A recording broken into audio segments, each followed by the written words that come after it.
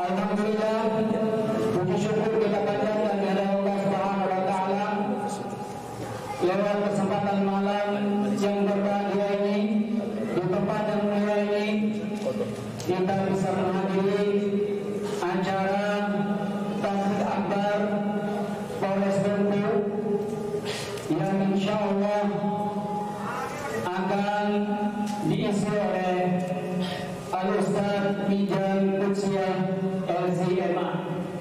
Adapun rangkaian kegiatan kita atau acara kita pada kesempatan malam hari ini, acara pertama pembukaan, dan mari kita membuka acara ini dengan sama-sama membaca basmalah.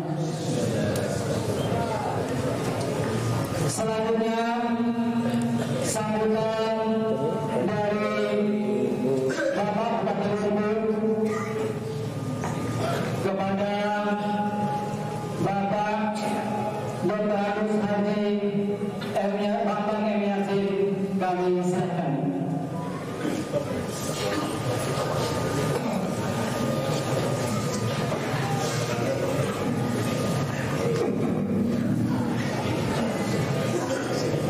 Bismillahirrahmanirrahim.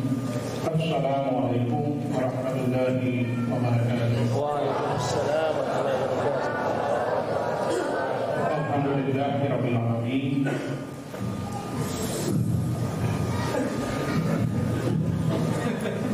Ini baru ukuran orang.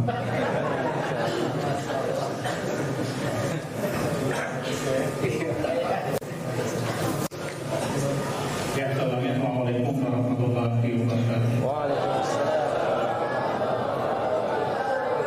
Alhamdulillahirabbil alamin. Wassalatu wassalamu ala asyrafil anbiya'i wal mursalin wa ala alihi wa ashabihi ajma'in. Amma ba'd. Yang kita muliakan bersama para ustaz kita yang saat ini sedang duduk di hadapan kita, yang saya hormati Pak Kapolres Bengkulu, Pak Dandim, Bapak Kepala Kementerian Agama Kabupaten Bengkulu, Bapak Dewan Pengadilan Negeri Bengkulu, Bapak-bapak, ibu-ibu, jemaah Tabligh Akbar yang dirahmati oleh Allah. Mari kita bersyukur pada Allah pada maghrib 1 Rajab 1349 50 Hijriah 40 Hijriah.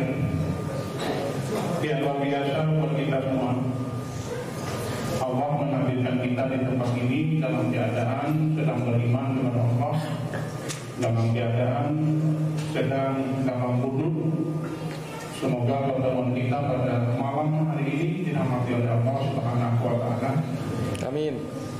Buat kebanyakan kita di nunggu kesempatan seperti ini adalah sesuatu yang cukup langka, dan karena itu berbahagialah kita yang menyempatkan diri untuk hadir pada malam hari ini, karena ada banyak undangan yang tentu disampaikan, tapi saudara-saudara kita yang lain tidak datang, yaitu semata-mata karena takdir dari Allah Subhanahu wa taala.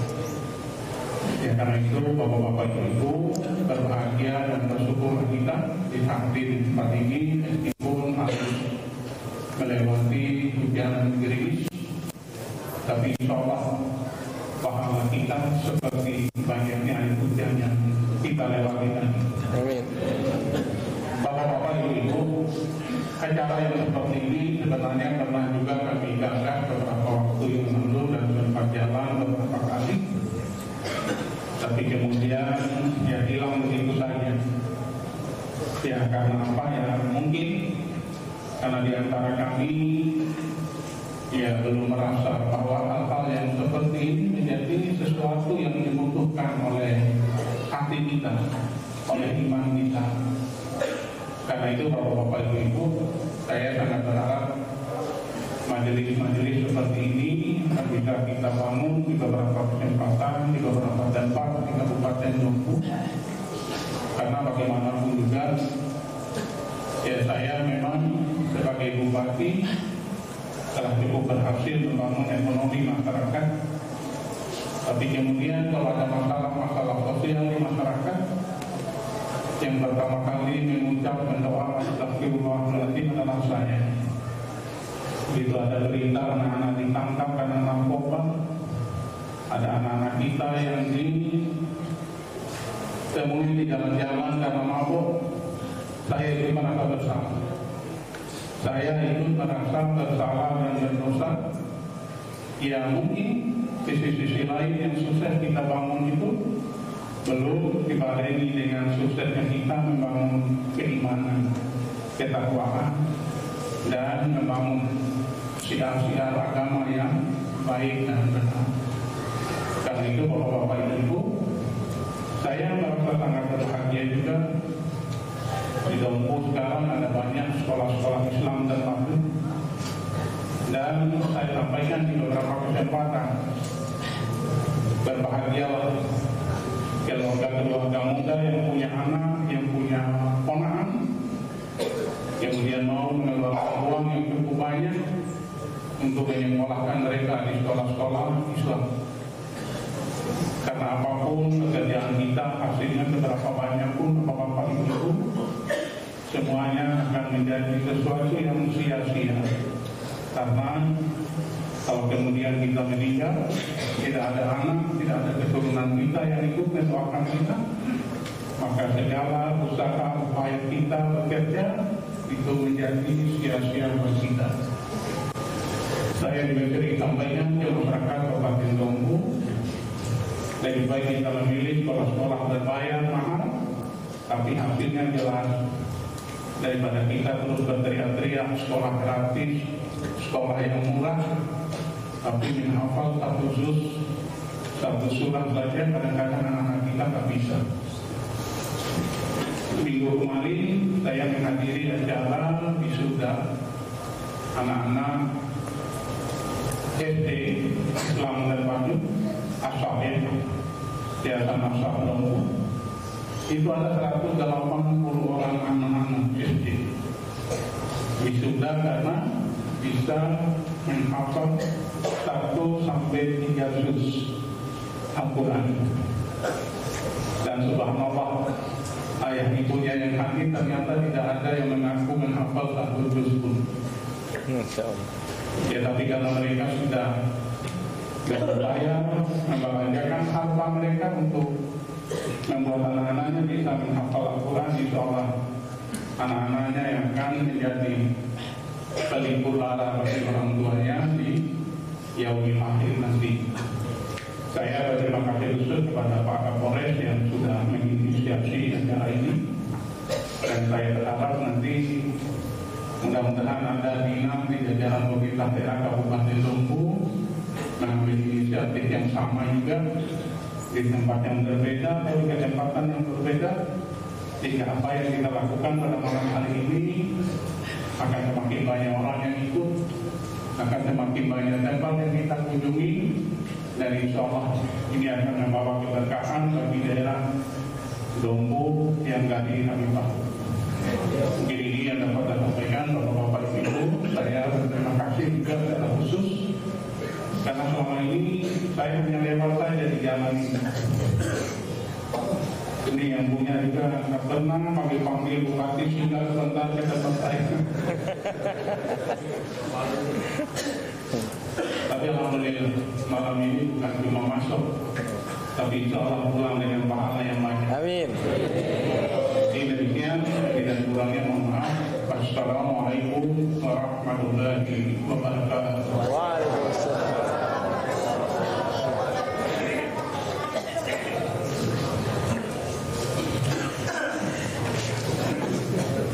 Kemudian tadi disampaikan dari Bapak Bupati Dompu kepada Bapak Dr. Haji Bambang Yasin, kami ucapkan jazakumullahu khairan. Acara selanjutnya, acara inti kita pada malam hari ini, yaitu tablik akbar yang akan disampaikan oleh Al-Ustaz Izan Kutia LCMA, dan yang akan memandu acara ini kami persilakan moderator yaitu Ustaz Abdul Haris Kusbi LC. Kepada beliau kami persilakan.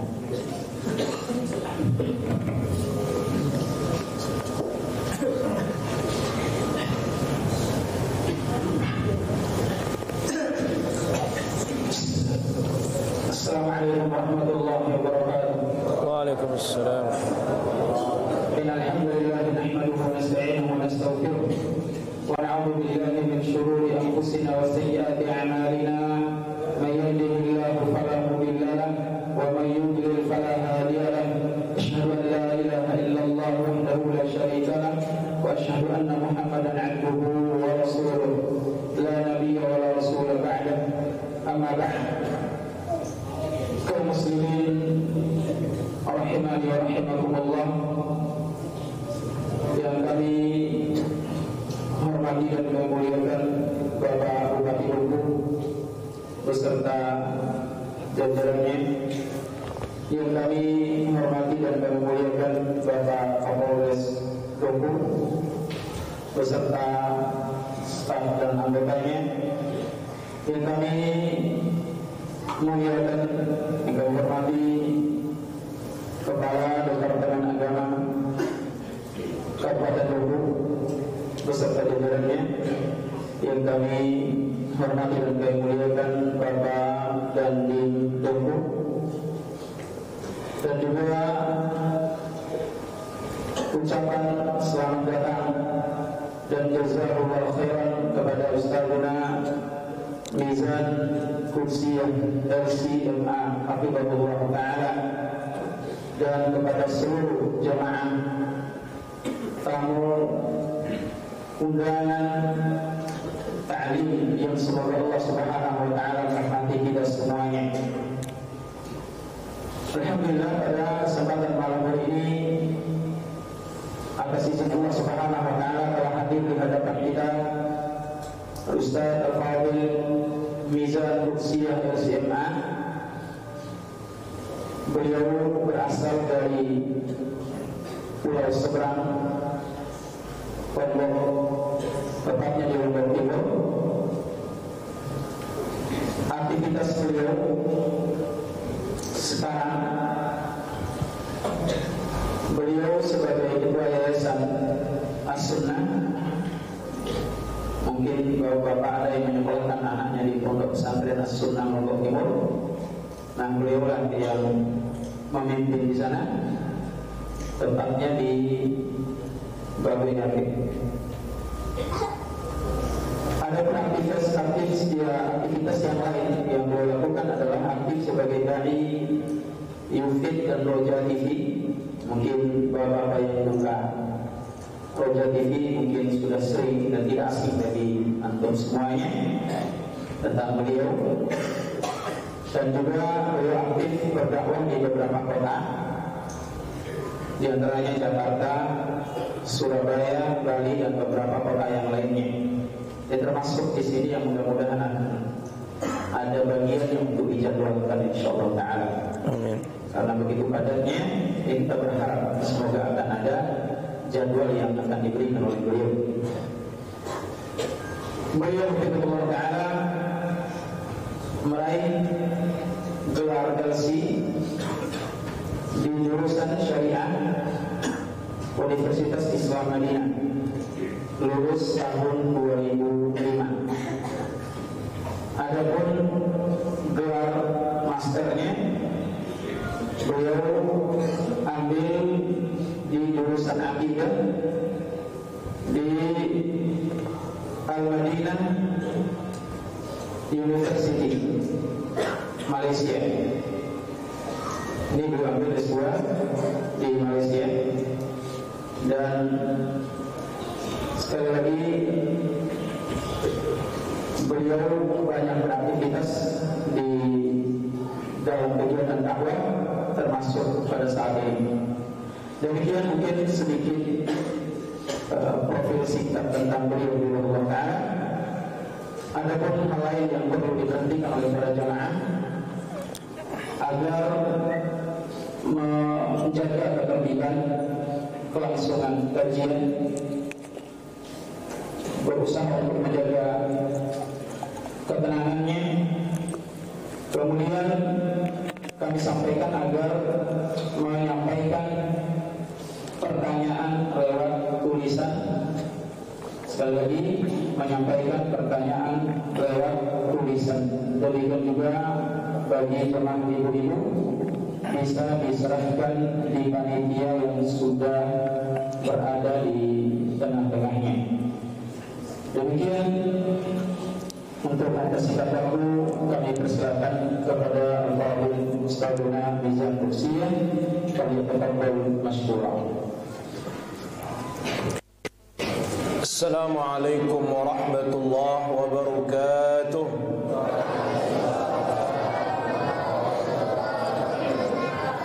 Alhamdulillah, nahmaduhu wa nasta'inuhu wa nastaghfiruh wa na'udzu billahi min shururi anfusina wa sayyiati a'malina.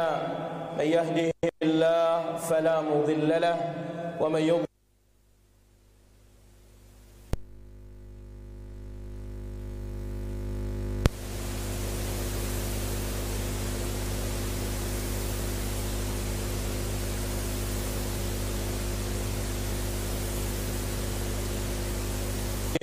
sallallahu alaihi wa ala alihi wa ashabihi wa man istanna bi sunnatihi ila yaumiddin, amma ba'd.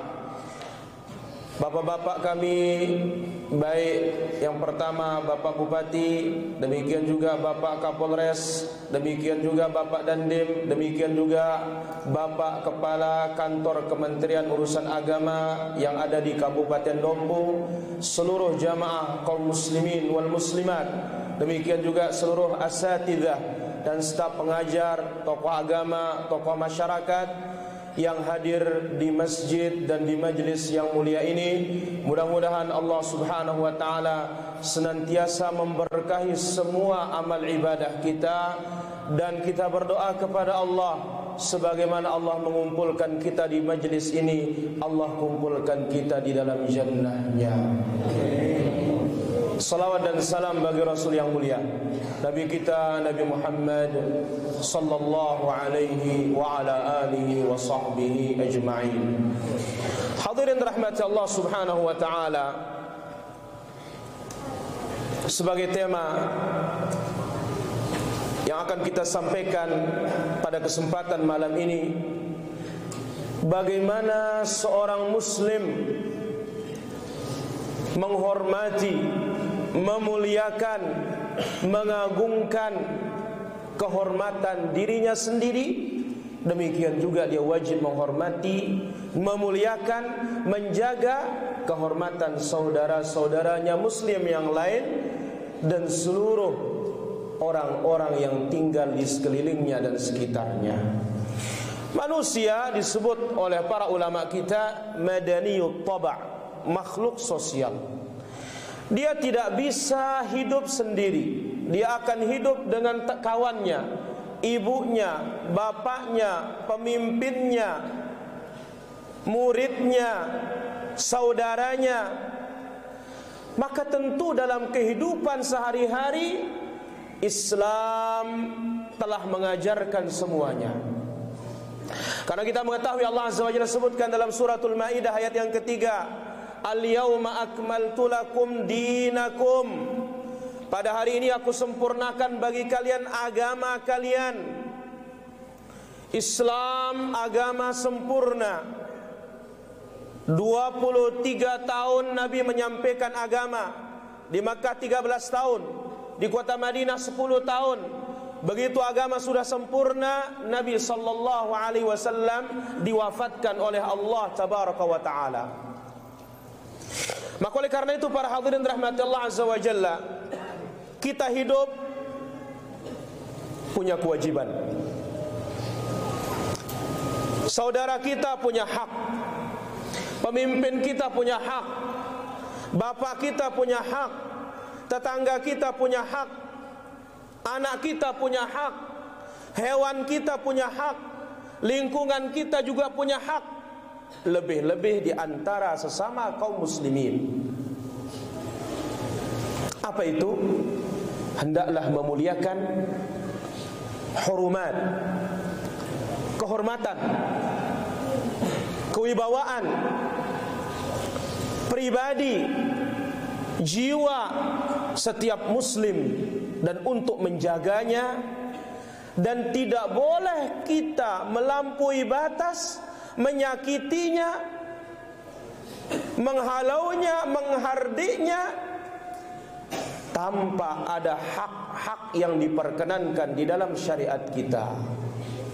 Ini adalah bentuk kita mempraktikkan perintah-perintah Allah Subhanahu wa taala dan sebagai perwujudan keamanan, wasa'adah, kebahagiaan, baik untuk pribadi maupun seluruh masyarakat kita dan negeri kita yang kita cintai ini. Sebab ingat para hadirin rahmati Allah Azza wa Jalla, ketika keamanan sudah tidak ada, maka apa yang disebut oleh Allah Azza wa Jalla dalam surat Quraisy? Li'ila fi Quraisy ila fihim rihlatasy syita'i was-shayf falyabudu rabb hadzal bait alladzi at'amahum min ju' wa amanahum min khauf. Kebiasaan orang Quraisy diberikan oleh Allah Subhanahu wa taala berniaga musim panas, musim dingin. Lalu apa kata Allah? Falyabudu rabb hadzal bait. Beribadahlah kepada Rabbnya Al-Ka'bah. Kenapa? Karena Allah yang memberikannya makan yang dahulunya mereka lapar. Allah yang memberikannya rasa nyaman dan aman yang dahulunya mereka ketakutan. Maka itu sebabnya Nabi SAW mengatakan, man asbaha minkum aminan fi sirbih, siapa di tempat tinggalnya aman, mu'afan fi jasadih, badannya sehat, wa indahu quta yaumih, dia punya makanan untuk hari itu, fakannama hizat lahu dunya bihadzafiriha, seolah-olah dunia seluruhnya sudah ada di hadapannya. Oleh karena itu para hadirin rahmatullah subhanahu wa ta'ala, tidak akan sempurna semuanya itu tanpa kita menghormati, menjaga kehormatan saudara-saudara kita yang tidak boleh untuk diganggu, tidak boleh untuk dilukai, tidak boleh untuk dicela, dan sumbernya pada 3 kehormatan, pada 3 hal yang wajib dijaga, dan ini yang paling urgen di dalam Islam. Yang pertama, an-nafs, nyawa, jiwa. Yang kedua, al-'ard, kehormatan diri seseorang, yang mana itu tempat pujian ataupun celaan. Yang ketiga, al-mal, harta. Ini yang paling utama yang telah dijaga oleh Islam setelah menjaga ad-din, menjaga agama. Nyawa, harta, kemudian kehormatan. Ini wajib setiap muslim untuk melindunginya, untuk menjaganya, harta saudaranya, nyawa saudaranya, kehormatan saudaranya. Karena ingat, hal ini akan dipertanyakan oleh Allah Subhanahu wa ta'ala kelak pada hari kiamat. Ketika terwujud 3 hal ini, maka negeri akan diberikan keamanan oleh Allah Tabaraka wa ta'ala. Maka disebut oleh para ulama ketika menafsirkan ayat yang tadi, surat Quraisy, apabila perut kenyang, kemudian keamanan terjamin, itulah dia pondasi damainya suatu negeri. Mereka tidak lapar. Yang kedua, keamanan mereka terjamin. Ini akan terwujud ketika melaksanakan 3 poin ini para hadirin rahmati Allah subhanahu wa ta'ala, menjaga 3 hal ini. Maka siapa yang melihat syariat Islam yang mulia, akan ditemukan agama kita sangat-sangat memperhatikan 3 poin ini. Jadi perlu kita catat semua 3 hal ini. Lihat, disampaikan oleh Nabi sallallahu alaihi wasallam ketika berada di hadapan puluhan ribu para sahabat di waktu Hajjatul Wada, haji perpisahannya Rasulullah sallallahu alaihi wasallam.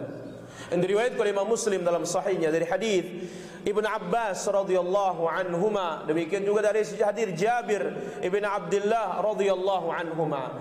Diingatkan dalam momen yang sangat-sangat sakral, sangat-sangat mulia, sangat-sangat penting di hari yang paling mulia, yaitu hari Arafah. Di hadapan ratusan ribu para sahabat, yang mana haji itu haji terakhir bagi Nabi sallallahu alaihi wasallam, karena memang Nabi berhaji hanya sekali. Maka di saat haji itu Nabi mengatakan apa? Litakhudhu anni manasikakum. Wahai kaum muslimin, wahai sahabatku, ambillah tata cara hajiku. Fal'alli la alqakum ba'da 'ami hadza. Jangan-jangan kita tidak bertemu setelah tahun ini. Betul. Sepulangnya Nabi SAW haji, Nabi wafat tepatnya pada tanggal 12 Rabiul Awal, masuk pada tahun ke-11. Di sana Nabi SAW mengatakan apa? Ya ayyuhan nas, hai sekalian manusia, ayyu yaumin hadza, hari apa ini? Kata Nabi SAW di hadapan para sahabat. Qalu yaumun haram, hari ini hari haram. Qala fa ayyu baladin hadza, kemudian Nabi bertanya lagi, negeri mana ini? Qala baladun haram, negeri haram. Qala fa ayyu syahrin hadza, bulan apa ini? Qalu syahrun haram, bulan haram juga.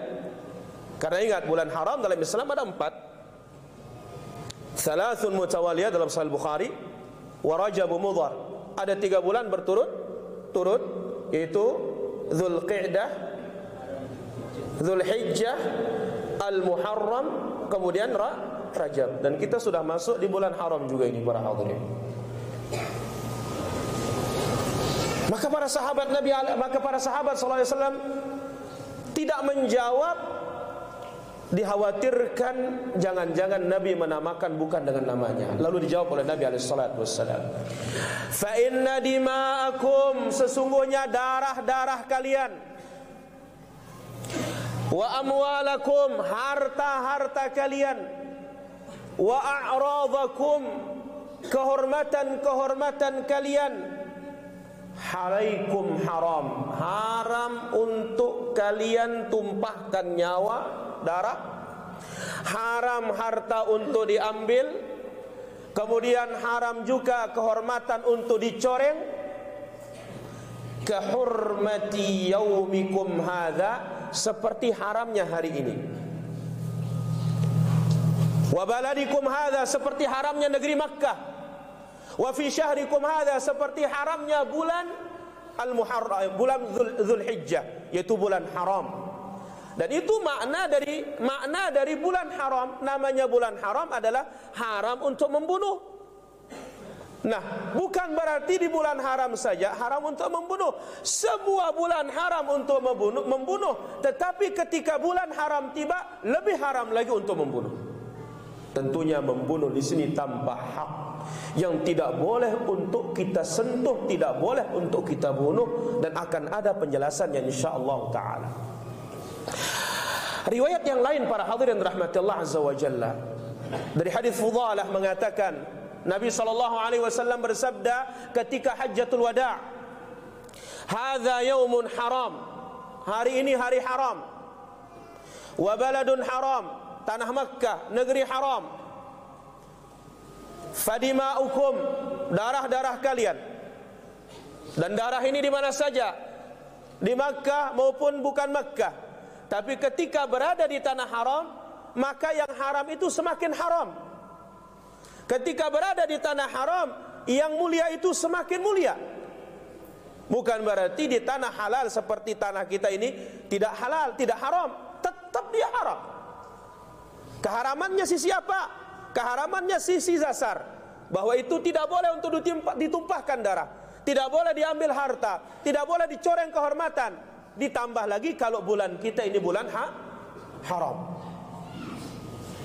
Lalu Nabi mengatakan, harta kalian, nyawa-nyawa kalian, kehormatan-kehormatan kalian sama haramnya seperti hari ini, negeri ini dan bulan ini. Dan aku beritakan kepada kalian, kata Nabi SAW, mana nama orang Islam itu, mana yang dikatakan hakikat orang Islam yang mulia, yang sempurna. Man salimal muslimuna min lisanihi wa yadihi.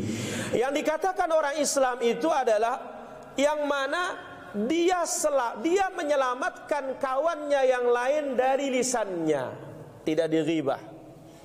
Lebih-lebih di zaman sekarang media sosial yang begitu luar biasa kejamnya dan jahatnya, menyebarkan hoax. Dan ini sudah disebut oleh Nabi SAW. Apa kata Nabi SAW? Nabi mengatakan, sayakunu fi ummati sanawatun khadda'at. Akan terjadi di tengah-tengah umatku tahun-tahun yang penuh dengan tipuan, hoax. Bagaimana? Yusaddaqu fihal kadhib. Orang bohong, orang dusta akan dipercaya. Orang dusta akan dipercaya. Wa yukadzdzabu fiha as-shadiq. Orang yang jujur dikatakan dusta. Wa yu'tamanul kha'in. Orang yang khianat dikasih amanat. Wa yukhawwanul amin. Kemudian orang yang khianat, orang yang amanat dikatakan khianat. Semua pandangan terbalik semuanya. Wa yantiqu fihi ar-ruwaybidah. Dan saat itu akan berbicara ruwaybidah. Nabi ditanya, ya Rasulullah, apa itu ruwaybidah? Ar-rajulu tafih yatakallam fi amrin nas atau fi amril 'ammah. Orang yang tidak ada apa-apanya berbicara tentang sarana umum, berbicara di depan publik, padahal dia tidak punya modal sedikit pun untuk berbicara.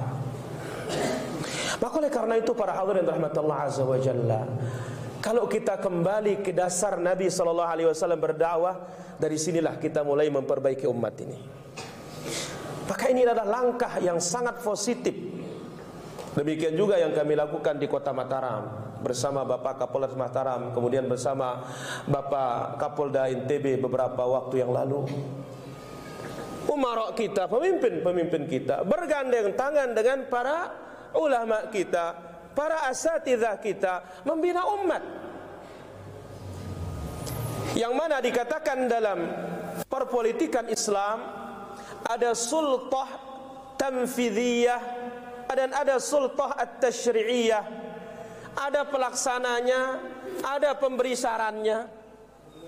Maka oleh karena itu beruntunglah para pemimpin-pemimpin kami, orang-orang di sekelilingnya orang-orang saleh. Maka oleh karena itu dahulu Umar bin Khattab radhiyallahu anhu memilih siapa orang sekelilingnya? Ibnu Abbas. Padahal dia paling muda belia di antara yang ada. Sampai anak-anak sahabat yang lain keberatan. Kenapa Ibnu Abbas kok ikut nimbrung sama majelisnya Umar, katanya.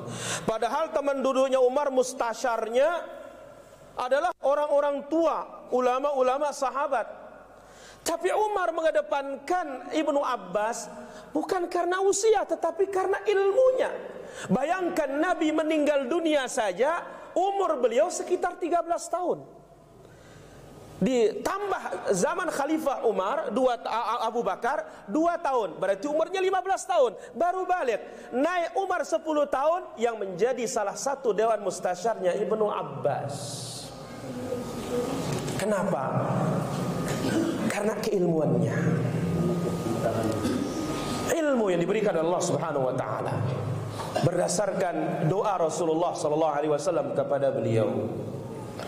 Maka oleh karena itu para hadirin rahmat Allah Subhanahu wa taala, jadi orang Islam, yang namanya Islam itu lisannya selamat orang lain dari lisannya.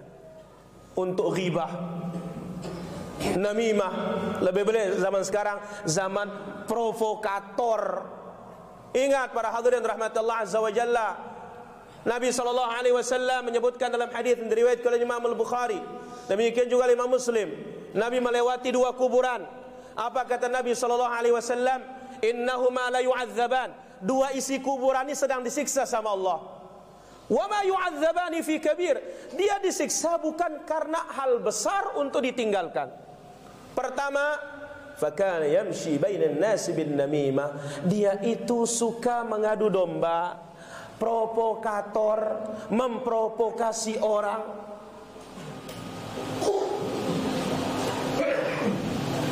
Selamat orang lain dari lisan kita. Lebih-lebih menghadapi sekarang kita akan mengangkat pemimpin ini luar biasa. Sarana menyebarkannya pun hebat. Ya, dan yang diserang ini terutama yang main media sosial. Hati-hati, bertakwa kepada Allah Subhanahu wa taala. Maka di zaman ini pantasnya lah kita ini lebih banyak intensitas kita mendatangi masjid Allah Subhanahu wa taala. Kenapa? Selamat orang lain dari kita, kita pun selamat dari orang lain.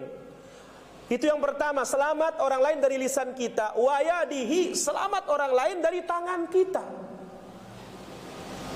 Karena ingat para hadirin rahmatullah azza wa jalla, awal ya bangku hantam, awal peperangan berangkat dari lisan.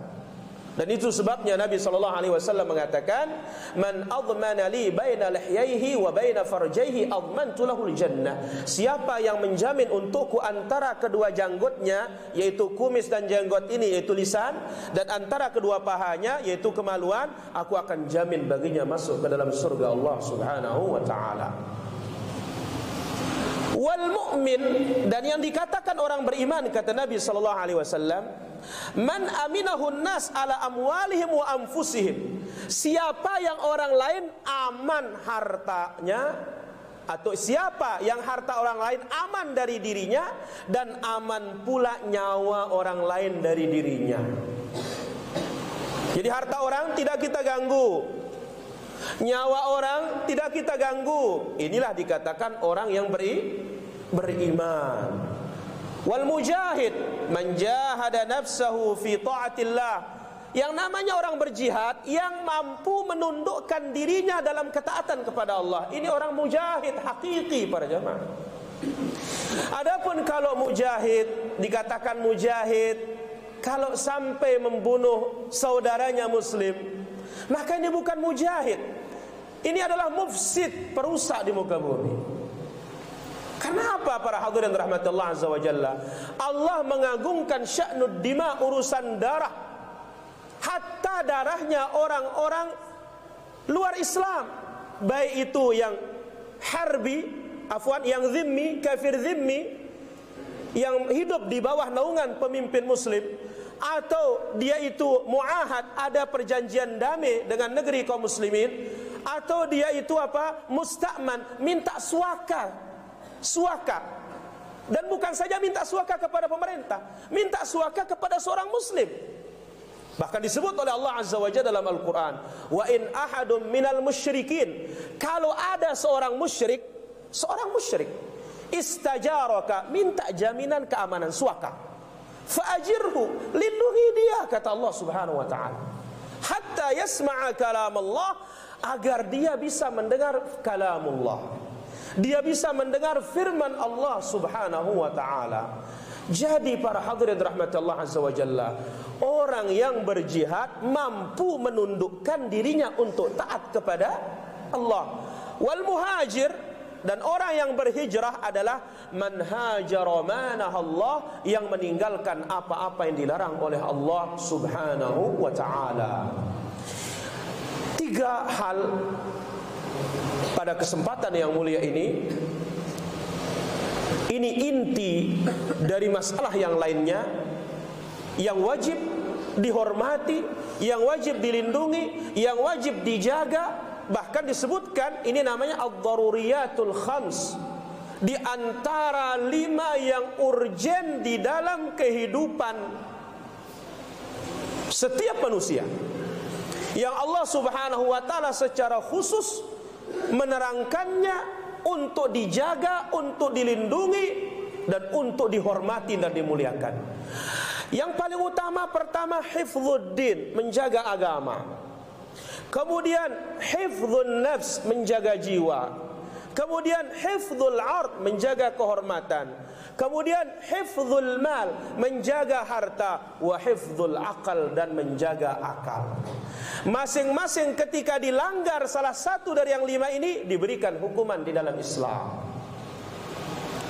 Isya. Baik. Saya akan ambil poin yang pertama dari yang 3 yang kita ambil pada kesempatan malam ini. Pertama, hurmatun nafs, keharaman jiwa dan kehormatan jiwa di dalam Islam. Allah berfirman dalam surah Al-An'am ayat yang ke-151. Wala taqtulun nafsal lati harramallahu illa bil haqq. Janganlah kalian membunuh jiwa yang diharamkan oleh Allah Subhanahu wa taala kecuali dengan hak. Di dalam Islam ada babnya, mana yang boleh dibunuh dan siapa pelaksananya. Di antara intern kaum muslimin. Demikian juga di luar Islam. Kemudian Allah Subhanahu wa taala sebutkan dalam ayat yang lain dalam suratul Maidah ayat yang ke-32. Min ajli dzalika katabna ala bani Israil. Dengan sebab itu kami wajibkan bagi Bani Israel annahu man qatala nafsan, siapa yang membunuh jiwa tanpa hak, bighairi nafs, tanpa hak, au fasadin fil ard, merusak di muka bumi, faka'annama qatala an-nasa jami'a, sama seperti yang membunuh seluruh manusia. Jadi satu nyawa ditumpahkan tanpa hak seperti kita membunuh yang lain. Kenapa para hadirin rahmatullah azza wa jalla? Kalau satu nyawa tidak ada harganya, apalagi nyawa-nyawa yang lain. Maka itu sebabnya dalam Islam urusan perang, urusan jihad tidak boleh penuntut ilmu berfatwa. Tidak boleh. Apalagi yang baru belajar. Yang boleh berfatwa para ulama al-kibar, ulama-ulama besar. Tidaklah ya negeri kita ini dibuat kacau oleh orang-orang yang mengatasnamakan jihad dikarenakan sembarangan berfatwa masalah jihad. Sehingga apa? Ketika ditanya tentang jihad semua berbicara, tapi ditanya tentang darah wanita, waduh, tanya ulama katanya. Tanya ulama. Wah, hukum haid bagaimana? Waduh, nggak tahu, saya tanya ulama. Tapi bagaimana kalau ini ropo jihad? Seolah-olah darah wanita lebih murah dari nyawa seorang mukmin. Padahal Nabi SAW telah bersabda, sebagaimana saya sampaikan tadi di Masjid Polres Dompu. Apa kata Nabi SAW? La zawalud dunya ahwanu indallah min an tusfaka dami mar'in muslim. Hancurnya dunia lebih ringan bagi Allah ketimbang satu nyawa seorang muslim ditumpahkan. Dan apa yang terjadi para hadirin rahmati Allah azza wa jalla, yang dikatakan jihad ya, lebih banyak korbannya kepada orang Islam. Meskipun kepada orang kafir atau luar Islam pun tidak boleh. Kenapa? Karena kita hidup di negara yang melindungi semuanya. Berbeda hukumnya kalau kita berhadap-hadapan. Ini muslim, ini kafir berhadap-hadapan, dan pemerintah menjadi depan. Kita harus pertahankan agama kita, negeri kita, tanah air kita. Lain babnya para hadirin. Tapi ingat, negeri yang damai, negeri yang aman, melindungi seluruh warganya, seluruh rakyatnya, ini bagian dari yang wajib untuk kita lindungi dan tidak boleh untuk disentuh. Lihat bagaimana di kota Rasulullah SAW di awal Islam. Kenapa orang-orang Yahudi diperangi oleh Nabi SAW? Karena mereka khianat. Dan Nabi SAW di awal ya hidup di kota Madinah berdampingan dengan orang Yahudi, berdampingan dengan orang-orang musyrikin, dan mereka punya perjanjian damai. Tapi begitu mereka berkhianat, barulah diusir oleh Nabi SAW. Tapi ketika mereka tidak berkhianat, mereka hidup damai. Dan itu yang terjadi pula ketika masuknya Amirul Mukminin Umar bin Khattab radhiyallahu anhu ke Palestina, yang mana di saat itu di sana dikuasai oleh tentara Salib, yaitu orang-orang Nasrani. Maka oleh karena itu para hadirin rahmat Allah Subhanahu wa taala, Islam menjaga yang namanya nyawa, menjaga yang namanya darah, sehingga dikatakan oleh Nabi sallallahu alaihi wasallam, "Ma min nafsin qutila madluman illa kana li ibni Adam kiflun minha li'annahu awwalu man sanana al-qatl atau sanna al-qatl atau kama qala sallallahu alaihi wasallam." Tidak ada satu jiwa pun yang terbunuh tanpa hak. Ada jiwa yang terbunuh tanpa hak, melainkan anak Adam mendapat kiriman dosanya, karena dia yang pertama kali memulai pembunuhan tanpa hak ketika terjadi pembunuhan antara Qabil dengan Habil. Dan ini buruknya ketika seorang memulai cara yang jelek, maka ada yang mengikuti yang lain, dia akan mendapatkan kiriman dosa terus, waliyadzubillah. Tapi sebaliknya, ketika memulai cara yang baik, seperti hal yang seperti ini yang malam ini kita lakukan, terus untuk membina umat dari satu masjid ke masjid yang lainnya, dari satu instansi ke instansi yang lainnya, diikuti dan terus digalakkan kembali kepada ajaran Islam sebagaimana diturunkan oleh Allah Azza wa Jalla kepada Nabi Muhammad sallallahu alaihi wasallam, maka siapa yang mengikutinya akan mendapatkan bagian pahala terus sampai hari kiamat. Yang kedua, bagaimana haramnya al-mal, harta. Harta di dalam Islam Allah katakan wala ta'kulu amwalakum bainakum bil batil dalam surah Al-Baqarah 188. Janganlah kalian memakan harta kalian atau harta di antara kalian dengan kebatilan. Maka oleh karena itu di dalam Islam diharamkan adanya al-ghish, penipuan. Zaman sekarang pengoplosan. Nabi SAW datang ke pasar, melihat setumpukan makanan, seonggokan makanan, ditusuk sama Nabi, ternyata basah bawahnya. Apa kata Nabi SAW? Ya sahibat ta'ama hadha, wahai penjual makanan, apa ini? Ya Rasulullah, asabathus sama, ya Rasulullah, ini kena hujan. Qala halla wada'taha fil fawq, kenapa engkau tidak nampakkan, taruh di atas yang basah ini? Lalu Nabi mengatakan, man ghasyana falaysa minna, siapa yang menipu, siapa yang mengoplos, bukan termasuk golonganku, kata Nabi SAW. Nah sekarang bagaimana orang mengurangi takaran, orang mengurangi timbangan? Yang mana mengurangi takaran dan timbangan ini, para hadirin rahmati Allah Azza wa Jalla, ini menjadikan sebagai sebab pemimpin-pemimpin kita itu dijadikan juga zalim oleh Allah. Jangan menyalahkan pemerintah saja ketika terjadi apa-apa. Ternyata yang salah itu asalnya kita sebagai rakyat. Kita yang salah duluan. Itu sebabnya Allah mengatakan dalam Al-Quran, wa kadzalika nuwalli ba'dadh-dhalimina ba'dhan bima kanu yaksibun. Demikianlah kami kuasakan yang zalim juga di atas yang zalimnya karena perbuatan mereka sendiri. Jadi pemimpin itu berapa orang? Kan bupati kita di sini hanya satu, bukan dua, bukan tiga, tapi rakyatnya berapa ratus, berapa ribu, berapa juta dia di sini. Jadi pemimpin kita cermin dari kita ini di bawah-bawah ini. Ketika yang menjadi rakyat Ali bin Abi Thalib, kemudian Umar bin Khattab, kemudian Utsman bin Affan, Abu Dzar al-Ghifari, yang naik Abu Bakar.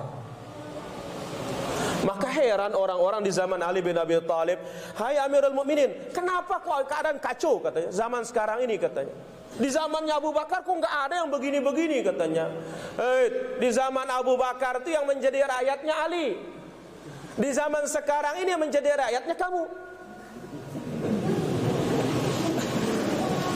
Maka oleh karena itu para hadirin, semua kita wajib introspek. Wajib kita introspek. Jadi ketika rakyat salah satunya di pasar terjadi pengoplosan dan yang lainnya, tunggu hukuman dari Allah Subhanahu wa taala. Itu sebabnya para hadirin rahmati Allah Subhanahu wa taala, sahabat yang mulia Umar bin Khattab radhiyallahu anhu mengatakan, man la yafqah la yabi'u fi aswaqina, katanya. Yang tidak paham hukum jual beli jangan berjualan di pasar, kata beliau. Kenapa? Mau tidak mau dia akan makan harta orang dengan cara yang tidak benar. Kemudian dalam hadis yang lain dibawakan dari Abu Umamah radhiyallahu anhu, lebih-lebih sekarang ekonomi mulai meningkat, terutama harga tanah di pinggir jalan, tempat strategi, terkadang antara saudara sampai masuk ke meja hijau. Kenapa? Memperebutkan warisan. Bahkan ada juga yang mengambil tanah orang, mencaplok, buatkan sertifikat di atas sertifikat. Apa kata Nabi sallallahu alaihi wasallam? Man iqtata'a haqqa imri'in muslimin biyamini. Siapa yang mengambil harta atau hak saudaranya muslim biyamini, pakai sumpah, berani sumpah. Apa kata Nabi? Faqad aujaballahu lahun nar. Allah wajibkan dia masuk neraka. Wa harrama alaihi jannah. Allah haramkan dia masuk surga. Ya Rasulullah, wa in kana yasiran, meskipun sedikit? Iya, meskipun sedikit. Bagaimana? Wa in kana qadhiban min araq, semeskipun seukuran siwak yang sebesar ini, diambil dari saudaranya tanpa hak, ini mewajibkan dia masuk ke dalam api neraka. Dalam hadis yang diriwayatkan Imam Al-Bukhari dalam Muslim, man iqtata'a arda akhi shibran, siapa mengambil tanah saudaranya sejengkal, zulman, dengan kezaliman, tuwiqa lahu yaumal qiyamati min sab'i aradin. Hari kiamat akan dikalungkan 7 lapis bumi di lehernya oleh Allah Subhanahu wa taala. Lah bagaimana kalau kita ngambil 1 hektar?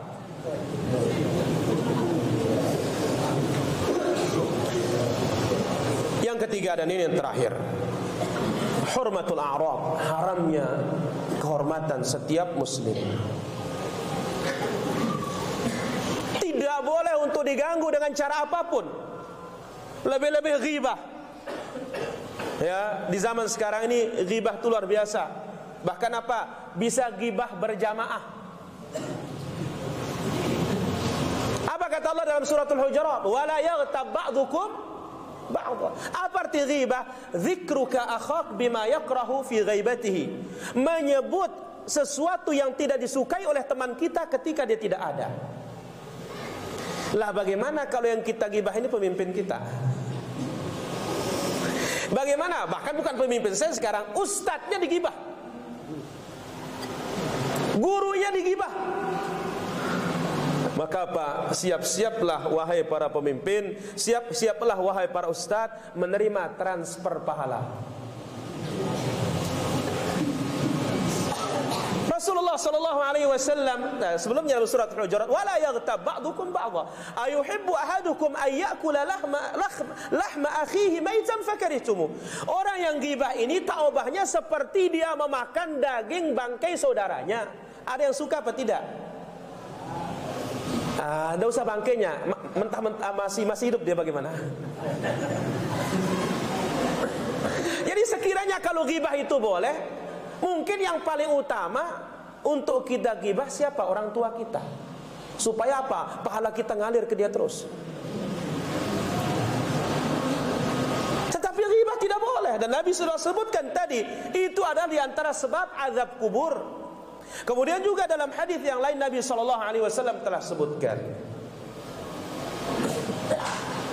yang namanya al-ghibah. La yadkhulul jannata namam. Tidak akan masuk surga an-namam, orang-orang yang mengadu domba. Karena riwayat yang lain dari hadis tadi yang akan kena siksa kubur itu adalah salah satu dari riwayatnya mengatakan orang-orang yang namam atau orang-orang yang ghibah begitu. Orang-orang yang menggibah ini salah satu asbab orang-orang disiksa di dalam kuburnya sebelum dia disiksa oleh Allah Subhanahu wa taala di dalam api neraka. Oleh karena itu para hadirin rahmati Allah Subhanahu wa taala, ghibah, namimah, kemudian termasuk menuduh tanpa hak, ini semuanya bentuk dari bentuk kita melanggar kehormatan saudara kita muslim, yang ini bagian dari kabairudz dzunub, dosa-dosa besar yang mana kalau kita tidak akan taubat kepada Allah Subhanahu wa taala, maka ini akan masuk di dalam masyiatullah, kehendak Allah. Jika Allah Subhanahu wa taala tidak memaafkan kita, kita akan dimasukkan ke dalam api neraka. Tetapi jika Allah Subhanahu wa taala memaafkan kita, maka langsung kita akan dimasukkan ke dalam jannah Allah Subhanahu wa taala. Wa ala kulli hal para hadirin rahmati Allah Subhanahu wa taala, orang-orang yang tidak memelihara kehormatan saudaranya muslim disebut oleh Nabi termasuk orang-orang pailit bin bangkrut pada hari kiamat. Apa kata Nabi alaihi salatu wassalam dalam hadis Abu Hurairah radhiyallahu anhu, "Atadruna manil muflis?" Wahai sahabatku, tahukah kalian orang yang pailit? Sahabat secara logisnya mengatakan, orang pailit ya Rasulullah yang tidak punya dinar, tidak punya dirham. Zaman itu emas perak. Sekarang tidak punya uang, ya, tidak punya harta. Apa jawaban Nabi sallallahu alaihi wasallam? Innal muflisa, perhatikan nih para hadirin. Hakikat orang yang pailit dan bangkrut pada hari kiamat adalah man ya'ti yaumal qiyamati bi shalah. Hari kiamat dia datang membawa pahala salat. Ya ini kalau kita punya pahala. Kalau tidak punya pahala, mau bayar pakai apa? Kita dengar keterangannya. Wasiyam, datang membawa pahala puasa. Wassadaqah, datang membawa pahala sedekah. Pahala puasa dibawa, pahala salat dibawa, pahala sedekah dibawa. Tetapi apa para hadirin rahmati Allah Subhanahu wa taala? Dalam satu riwayat, wa zakat, datang membawa pahala zakat. Tetapi apa? Di dunia, waqad syatama hadza, dia caci maki si fulan. Wa qadhafa hadza, dia tuduh si fulan. Wa daraba hadza, dia pukul si anu. Wa safaka dama hadza, dia tumpahkan darah si anu. Semuanya tanpa hak. Apa kata Nabi sallallahu alaihi wasallam? Nabi mengatakan, fayu'khadhu min hasanatihi. Di sana kebaikan-kebaikannya akan ditransfer. Fa idza faniyat hasanatuhu wa lam tuqda alaih. Ketika kebaikannya sudah habis, belum selesai urusannya dengan manusia, belum selesai, habis pahalanya, maka apa? Fayutrahu au fa'ukhidha min sayyiati sahibihi fahummil alaih. Tinggal dosanya dipindahkan. Dosa-dosa orang yang kita ghibah, dosa yang kita pukul, dosa yang kita khianati, pindah ke kita. Nas'alullah as-salamata wal afiyah. Sungguh mengerikan para hadirin rahmatullah azza wa jalla. Cocoklah Nabi sallallahu alaihi wasallam mengatakan apa? Orang Islam adalah yang menyelamatkan orang lain dari lisannya dan dari tangannya. Wal mu'min, orang beriman, man aminahun nas ala amwalihim wa dimaihim, yaitu orang beriman adalah orang yang harta kawannya, nyawa kawannya selamat dan aman dari gangguannya. Itulah dia para hadirin rahmat Allah Subhanahu wa taala. Jadi lebih-lebih menjelang pengangkatan pemimpin ini yang luar biasa. Ya, dan kapanpun, bukan saja karena ini, tapi kapanpun. Karena apa? Sebagaimana kita sebutkan, terlalu mudah orang sekarang membuat hoax, yang tulisannya hoax itu loh, ya, terlalu gampang, terlalu mudah.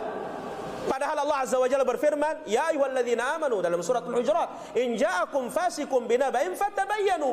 Kalau ada orang fasik, tidak dikenal keadilannya, agamanya, tidak dikenal kesalehannya, fatabayyanu, cross check, tanya dulu, tabayyun, antusibu qauman bijahalatin. Dengan sebab tidak cross check, Akibatnya kita menimpakan suatu kaum dengan kejahilan itu, fatusbihu ala ma fa'altum nadimin, yang ujungnya kita yang menyesal. Dan Nabi bersabda dalam hadis yang sahih, kafa bil mar'i ithman an yuhadditsa bi kulli ma sami'. Cukuplah seorang itu berdosa, dia sampaikan segala yang dia dengar. Dengar ini langsung sampaikan, tidak ada filternya. Maka mudah-mudahan Allah Subhanahu wa taala memberkahi pertemuan kita pada kesempatan malam ini. Kita mengetahui kewajiban kita sebagai muslim, kewajiban kita sebagai mukmin, dan kita dijadikan oleh Allah Subhanahu wa taala benar-benar orang yang Islam, bahkan meningkat menjadi orang-orang yang beriman, bahkan meningkat sampai ke derajat al-ihsan. Saya kira demikian materi dan tema yang bisa kita sampaikan pada kesempatan malam yang mulia dan berbahagia ini. Mudah-mudahan Allah Subhanahu wa taala senantiasa memberikan kita keberkahan dan taufik pemimpin-pemimpin kita, demikian juga seluruh kaum muslimin dan muslimat dan seluruh yang ada di negeri kita ini. Wallahu taala ala wa alam, wa akhiru da'wana alhamdulillahi rabbil alamin. Mbak azan Ustaz. Terserah.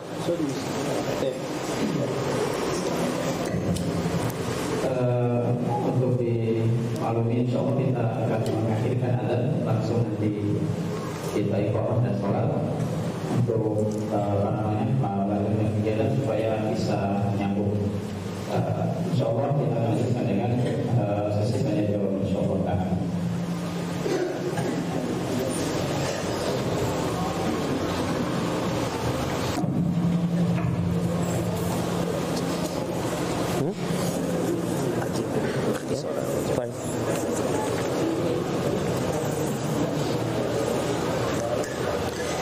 Alhamdulillah wassalatu wassalamu ala Rasulillah wa ala alihi wa sahbihi ajma'in. Di sini ada pertanyaan para hadirin yang dirahmati Allah Subhanahu wa taala, yang mudah-mudahan Allah Azza wa Jalla berikan kita taufik untuk memberikan pencerahan dan tambahan ilmu insyaallah taala. Ada pertanyaan yang pertama. Assalamualaikum waalaikumsalam warahmatullahi wabarakatuh. Bagaimana penjelasan seputar hukum puasa Rajab? Pertama kita katakan, sebagaimana kita sebutkan tadi, Rajab adalah salah satu dari bulan haram. Salah satu dari bulan haram. Disebut oleh Nabi SAW dalam hadits yang sahih, afdalus salawat ba'dal maktubati salatul lail. Seutama-utama salat setelah salat wajib adalah salat malam. Maka jangan tinggalkan yang namanya salat malam para hadirin. Dan kemuliaan seorang muslim ada pada salat malam. Wa afdalus siyam ba'da Ramadan syahrillahil muharram. Dan seutama-utama saum, puasa setelah Ramadan adalah puasa di bulan Muharram. Muharram maupun bulan haram secara umum. Maka kita katakan puasa di bulan-bulan haram mulia. Secara khusus bagaimana bulan Rajab? Bulan Rajab sama dengan bulan haram yang lainnya. Maka silahkan berpuasa Senin, Kamis, 13, 14, 15. Dan Nabi SAW ditanya tentang Senin, Kamis, dzaka yaumun wulidtu, hari Senin aku dilahirkan. Kemudian dzaka yaumun turfa'u fihi al-a'mal, hari Senin dan Kamis itu Allah mengangkat amalan ke langit. Fa uhibbu an yurfa'a amali wa ana shaimun, aku senang amalanku diangkat dalam keadaan aku sedang berpuasa. Demikian juga masalah Ayyamul Bid 13, 14, 15. Nabi SAW ditanya tentang puasa Ayyamul Bid, itu disebut oleh Nabi kasaumi sanah, sama seperti puasa setahun. Kenapa? Al-hasanatu bi'asyri amthaliha. Satu kebaikan dilipat gandakan menjadi 10. Berarti kalau 3 kali 10 30. Berarti kalau tiap bulan 3 hari berarti sama seperti puasa setahun. Adapun dikhususkan tanggal 1 ada faedahnya, tanggal 2 ada faedahnya. Ulama Syafi'iyah menjawab, itu Al-Imam Al-Hafidh Ibnu Hajar Al-Asqalani yang mensyarah kitab Sahih Al-Bukhari dengan diberi nama Fathul Bari. Ini ulamaul hadis dan ulamaul fiqh sekaligus. Beliau punya kitab namanya Tabyinul Ajab fi Fadli Rajab. Beliau menjelaskan riwayat-riwayat, tidak ada satupun yang sahih menghususkan pahala tanggal 1, tanggal 2, tanggal 3. Yang ada itu adalah keumuman puasa di bulan haram. Lebih ditekankan Senin, Kamis, 13, 14, 15. Lebih hebat lagi puasa Daud. Kenapa? Nabi bersabda, afdhalus siyam Nabiullah Daud. Seutama-utama puasa, puasanya Nabi Daud. Puasa sehari, berbuka sehari. Puasa sehari, berbuka sehari. Kemudian seutama-utama pekerjaan atau seutama-utama rizki adalah rizki yang didapat dari keringat sendiri. Dan Nabi Allah Daud alaihissalatu wassalam, dia pun makan dari hasil keringatnya sendiri. Hadza huwa wallahu ta'ala a'la wa a'lam.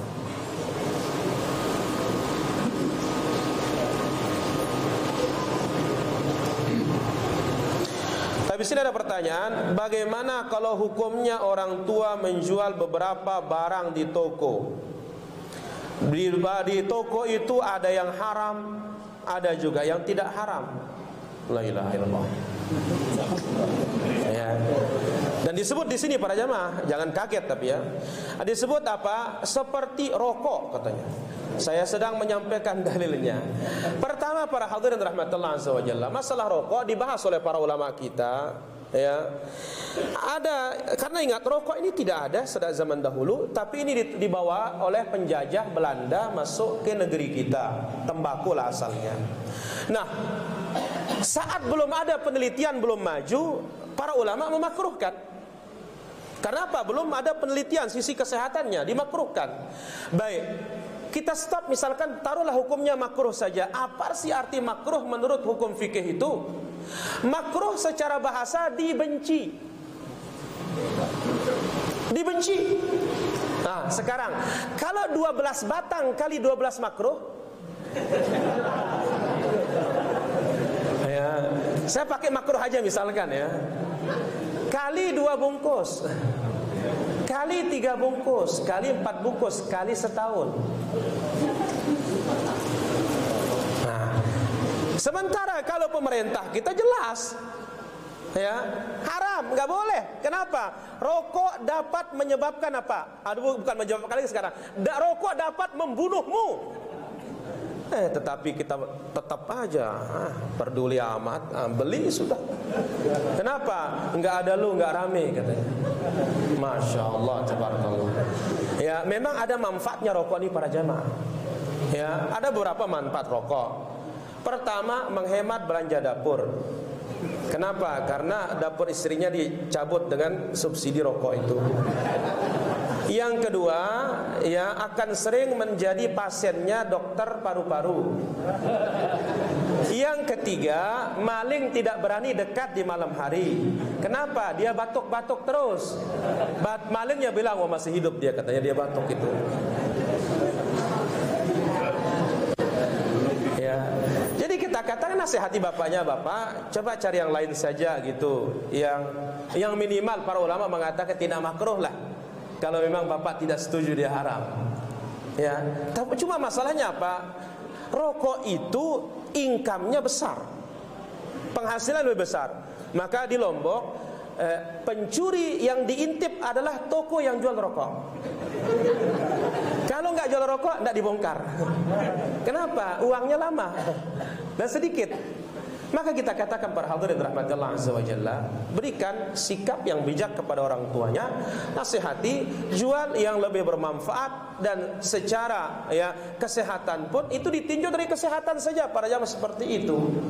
Maka oleh karena itu, ya, nasihati bapaknya, doakan semoga Allah Azza wa Jalla memberikan hidayah, ya, bisa memberikan yang lebih baik yang tidak ada mudaratnya. Dan kita juga perhatikan para hadirin rahmat Allah Subhanahu wa taala, ya, kita sebagai penjual ini sekian banyak orang akan kita racuni. Ya, kalau merokok sendiri di dalam kamar sendiri aja yang dapat gitu loh. Tapi kalau jual, maka 500 pelanggannya, 500 kita racuni. Ya, rokok pasif lebih berbahaya. Jadi itulah dia, kalau ya tidak mau dikatakan dia haram, minimal dikatakan makruh. Tapi makruh itu sendiri, itulah maknanya, makruh adalah dibenci. Dan apa kata Allah menyebutkan tentang dosa? Wa kana sayyi'uhu 'inda rabbika makruha, yang buruk di sisi Tuhanmu makruh. Allah Ta'ala ala wa ala. Dan ingat, apa kata Nabi tentang bawang putih, bawang merah mentah? Man akala thawman aw basalan fala yaqrabanna masjidana. Siapa yang makan bawang putih, bawang merah mentah, jangan dekat-dekat dari masjid. Wal yaqud fi baitihi, diam di rumahnya. Kenapa? Karena baunya menyakiti. Bawang merah enak, bawang putih enak. Nah, sekarang bagaimana kalau kita makan tembakau? Ya. Cuma bawang putih, bawang merah ada obatnya. Apa itu? Liyumithu tabakha. Masak dia, insya Allah mati baunya, silahkan dimakan. Boleh langsung ke masjid, tidak ada masalah. Allah Ta'ala ala wa ala. Nah, terakhir mungkin para hadirin rahmatullah azza wa jalla, apa amalan yang bisa kita lakukan ketika terlanjur menggibah saudara-saudara kita lain selain bertaubat? Antum minta halal, datang ke tempat dia, enggak berani saya. Loh, gibah orang kok enaknya saja berani. Ya.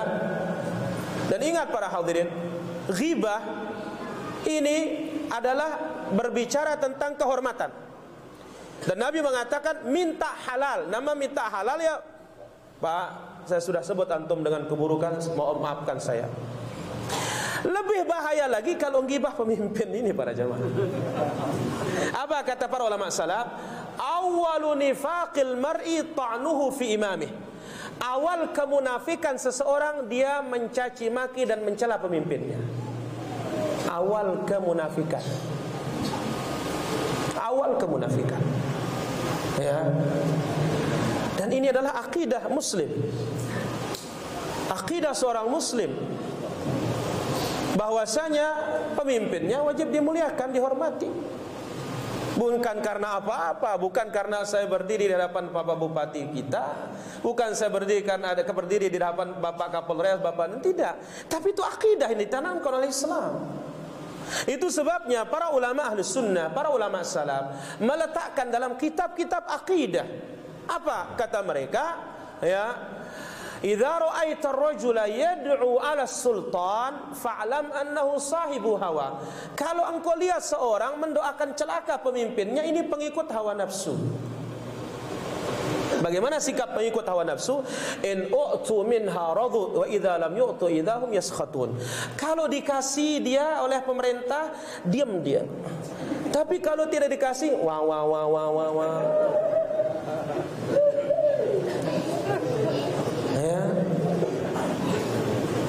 Ahlus sunnah tidak para jamaah. Salafus saleh tidak. Ya. Tidak. Dia diam. Dia ingkari dengan hatinya, dia nasihati. Ini akidah Ahlus sunnah wal jamaah. Jadi kau lihat, bilang kau lihat seorang mendoakan celaka pemimpinnya, ketahuilah itu pengikut hawa nafsu. Wa idza ra'aita ar-rajula yad'u lis-sultan, dan apabila engkau melihat seorang mendoakan baik pemimpinnya, fa'lam annahu sahibu sunnatin insyaallah. Itulah dia orang-orang di atas sunnah insyaallah. Jadi mau dikasih tidak dikasih, tetap pemimpin kita. Saya kira demikian para jamaah. Mohon maaf atas segala kekurangan dan kesalahan.